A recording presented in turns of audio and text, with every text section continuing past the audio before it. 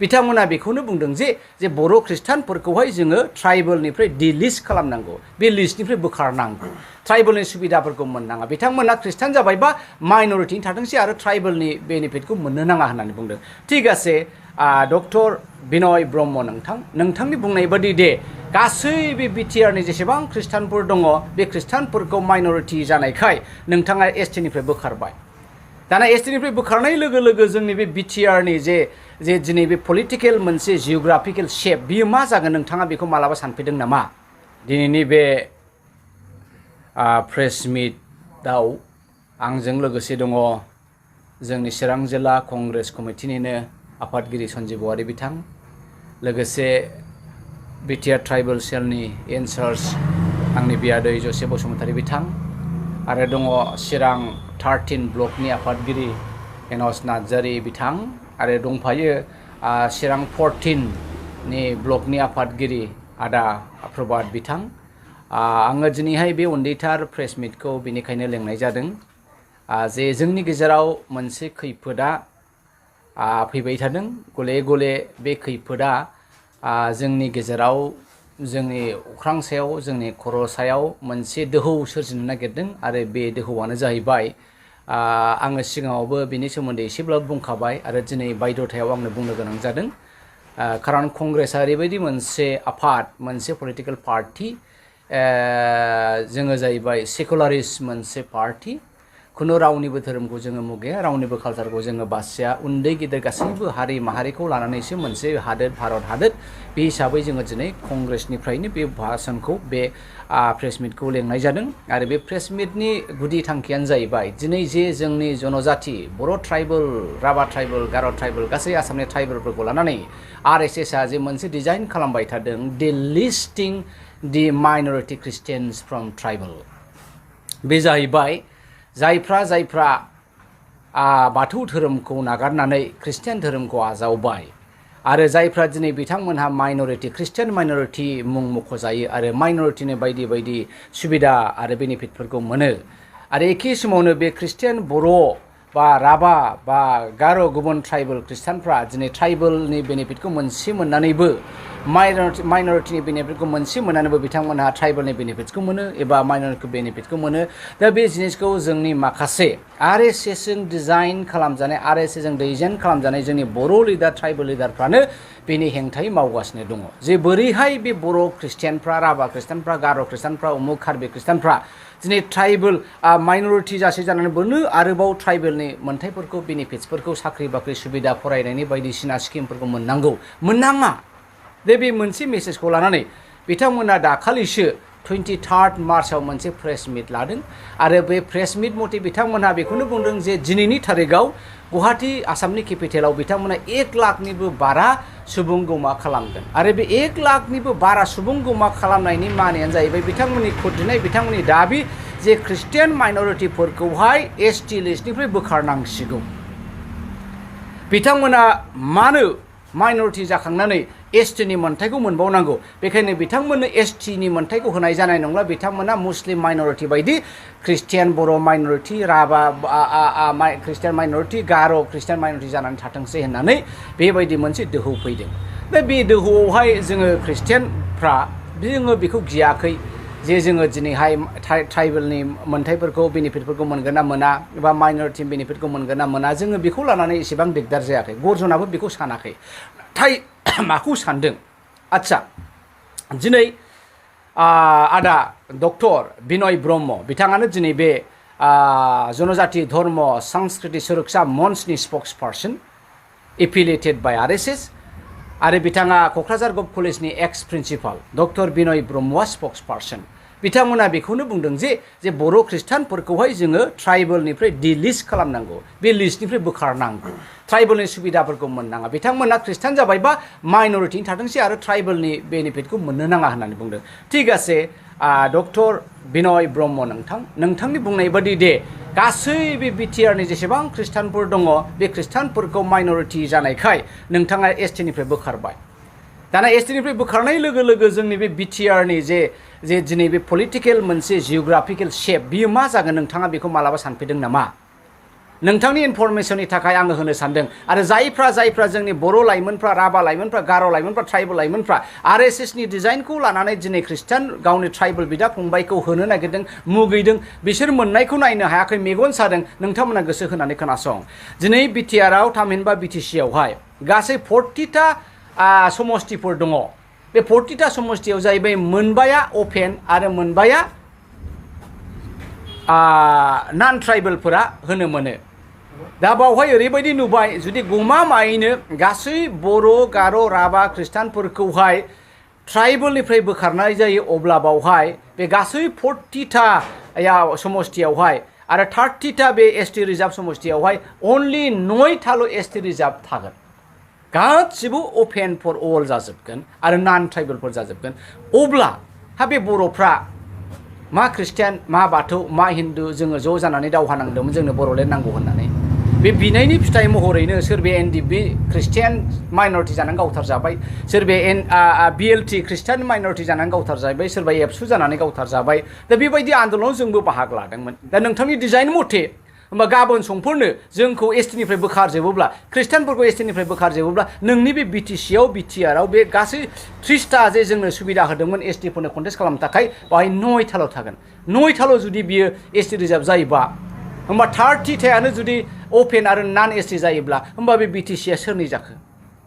doctor Binay Brahma नोंथाङा मोनसे समाव क'क्राझार गभ कलेजनि प्रिन्सिपालमोन नोंथांमोन बायदि राफोद सानसुमै गियानि गुनि मानसिया गोबां गथ'नि बिफा जाबोनाय मानसियानो दिनै गावनि गरिब दुखिया एसटि ट्राइबेल ख्रिस्टानफोर मा दंजायो नोंथाङा बेरायफै चिरांनि ख्रिस्टानफोरनि अबस्थाया मा गंसे न' मोननायखौ नोंथाङा मेगन सादों नामा बाजानाय मोनदों नामा सोरबाया मटर साइकेल मोनसे बायदेरोबा नोंथाङा बेखौ बाजानाय मोनदों नामा नोंथाङा नायफै मा दंजायो दा बेनो जोंनि भबिष्यतआ आं बेखायनो जोंनि बर'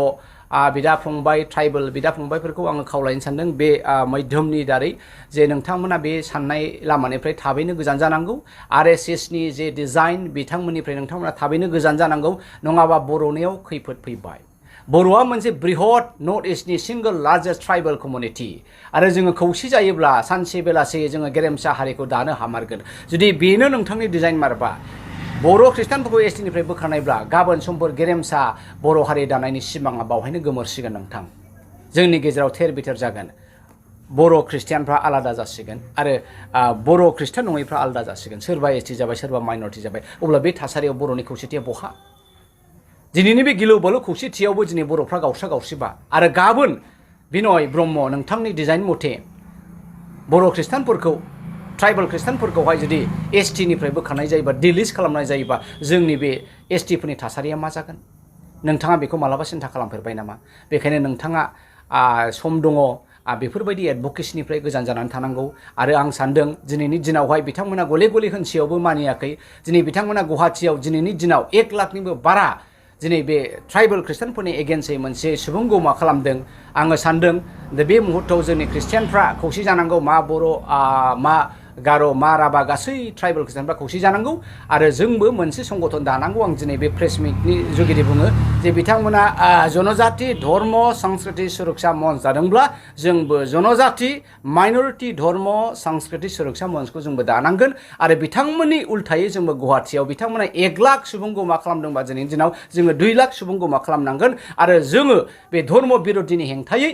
जोङो बिथांमोननि एगेन्स्टै गसंनांगोन आरो जोंबो जुदि मात माथियाबा गाबोन समफोरनि दिनाव गमामायैनो बर'आ खनसेबाव गावस्रायोबा बर'आ बाहायनो जोब्बाय दा बेयो मोनसे सिरियास नोंथाङा ट्राइबेल हारिखौ मा खावलायगोन जे बैफोर जेंनानि थाखाय नोंथां साबधान जानांगौ होननानै नोंथाङा मा खावलायगोन गमामायैनो बियो ट्राइबेलनि मोनसे बिराद गिदिर अलखद आंनि लोगोफ्रा मैया दाखालिसो बुंदों जायफ्रा नन ट्राइबेल बर'फ्रानो बर'खौ होगासिनो दङ बर'फ्रानो बर'खौ नासयगासिनो दङ बेयो मोनसे मिनिजाथाव आरो लासिंसिं जोङो बर'फ्रा दिनैबो जोंनि ट्राइबेलफ्रा बे अलखद समाव खौसे जानांगौ बिजेपिआ जेबायदि डिजाइन लाबोदों 1 नेशन 1 लेंगुवेज एन्ड 1 धर्म दा बे 1 नेशन 1 कालचार 1 लेंगुवेज 1 धर्मआव जोंनि ट्राइबेलनि निटि गासैबो गोमालांजोबगोन आरो जाय आं दिनैनि मिथिनायावहाय आरो आङो नंगौना नङा एक्जेक्टलि कनफार्म जायाखै डक्टर बिनय ब्रह्मआ आंनि मिथिनायाव सासे सत्संगी जयगुरु धर्मनि मानसि बिथाङा बाथौबो नङा आरो बिथाङा जुदि फरायोबा भारतनि संबिधानखौ बिथाङा फरायदों article number 19 article number 25 article number 15 बिथाङा बेफोरखौ फरायबा मिथिगोन जे आरो मैया सिगांनि जे केरेलायाव जानाय मोनसे दाङाबाजि बेबायदिनो एसटि खृष्टाना एसटि मालायालि खृष्टाना कनभार्ट जानायाव बिथाङाबो माखासे एसटिनि मोनथायफोरखौ मोनहां जानायाव बिथाङा सुप्रिम कर्ट आप्रच खालामनायाव बे सुप्रिम कर्टनि बिथोन मथे ओरैबायदि होनदोंबो नंगौ भारतआ मोनसे इरिलिजियास गासैबो धोरोमखौ गनायनानै लानाय मोनसे आरो आयेना गुबुन भारतारिफोरनो जेरै बेबायदिनो ट्राइबेलफोरनि थाखायबो गासैबो धोरोमखौ जोङो लानो हायो बेखौ जोङो फोसावनोबो हायो बेखौ जोङो प्रपगेटबो खालामनो हायो आरो बेखौ जोङो गुबुननो खोथा बायनोबो हायो दा बे हिसाबै बावहाय ओरैबायदि मोनसेबो फैदों जे नंगौ दिनैनि जाय ट्राइबेलफ्रा गुबुन धोरोम लाबाय अर्थात खृष्टानखौनो लाबाय आरो बे खृष्टान धोरोम लानानै जुदि बिथांमोना ट्राइबेलनि माखासे नीति रितिखौहाय पालन खालामाबा गोलाव सम बेबायदिनो 50 बोसोर 100 बोसोर आरो 200 बोसोर लासैनो बिथांमोना बे एसटिनि मोनथायनिफ्राय गोजान जानो हागौ दा गमामायैनो जे ट्राइबेलनि नीति रितिखौ नायोब्ला जानाय लोंनाय बाथौनि सिस्टेमखौ नायोब्ला हाबा हुखा खालामनायनि सिस्टेमखौ नायोब्ला दिनै सतसंगिनि जे सिस्टेम बे हिन्दु धोरोमा बाथौनि सिस्टेमजों मिलाया हिन्दु धोरोमा ट्राइबेलनि नीति रिति धोरोम पालन फासनजों मिलाया अब्ला जुदि खृष्टानखौ नोंथाङा दिनै माइनरिटि होननानै एसटिनिफ्राय डिलिट खालामोबा बिनि सिगांनो सतसंगिफ्रा ब्रह्मफ्रा कृष्णगुरुफ्रा ट्राइबेलनि लिस्टनिफ्राय सिगां डिलिट जाग्रोगोन खारन जोंखौ खालामबा जोंबो जिरायनानै थाया संबिधानखौ जोंबो रिफार खालामगोन जे बिथाङा सामब्रामबो जाया आरो सामब्राम गुफुरबो जाया बेखौथ' बाद होबाव बिथाङा ना बेदर खांख्राइ खांला बायदिसिना जेखौबो जाया मोसौ लानजायबो जाया जों गासिखौबो खृष्टानफ्रा धालाय होजोबो राम धालाय खांख्राइनिफ्राय लानानै एम्बुनिफ्राय बे ट्राइबेलनि आखुवा जोंनाव दङ नोंथांनाव दङ नामा नोंथांनाव दङ नामा जायखौ जोङो दिनै बर'नि माखासे नीति रितिखौ नुदों गासिबो ट्राइबेलनि सिस्टेमनिफ्राय गोजान जादों बे गमामायैनो जायोबा दिनैनि दिनाव जुदिय' खृष्टानफोरखौ बोखारजोबोबा डिलिट खालामो हिन्दुथ' नङा सनातना धोरोम हिन्दुनि सोदोबा